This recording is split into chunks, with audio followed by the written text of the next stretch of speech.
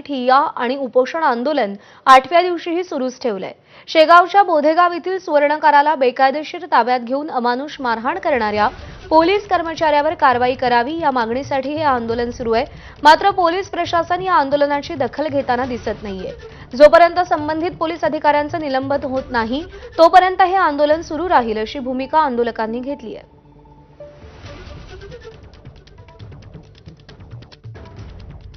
थेट आंदोलकांशी बोलणार आहोत। 8वा दिवस आहे, काय नेमकं प्रशासनाकडून आपल्याला सहकार्य मिळतंय किंवा नाही, काय नेमकी भूमिका आहे? सहकार्य कुठलं नाही, परंतु आंदोलन मोडण्यासाठीचे प्रयत्न निश्चित होत आहेत।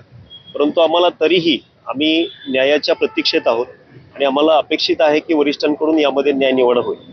काय काय मागण्या घेऊन आपण आपल्या उपोषणाला? जे अधिकारी ज्यांनी कस्टडियल टॉर्चर केलेलं आहे, खंडणी सदृश्य सोने वसुली करणं, महाराष्ट्र शासनाच्या एसओपीचं उल्लंघन करून, आपल्या सर्वोच्च न्यायालयाच्या गाईडलाईनचं उल्लंघन करून ज्या ड्रस्टिक लेवलमध्ये जे काही तपास करणारी ही व्यवस्था आहे, ह्या गणेश देशमुख PSI आणि त्यांची DBची संपूर्ण टीम यांच्यावरती कारवाई होणं हे गरजेचं आहे। कारण त्यांनी सर्वांचे संवैधानिक अधिकार तर घालवलेच, परंतु ज्या पद्धतीने गुंड प्रवृत्तीने हाणमार करणं, शिवीगाळ करणं हे जे काही प्रकार झालेले आहेत, त्यामुळे ह्या लोकांना सजा होणं, त्यांच्यावरती कारवाई होणं हे अपेक्षित आहे। यवतमाळमध्ये सोसायटीचं पीक कर्ज भरण्या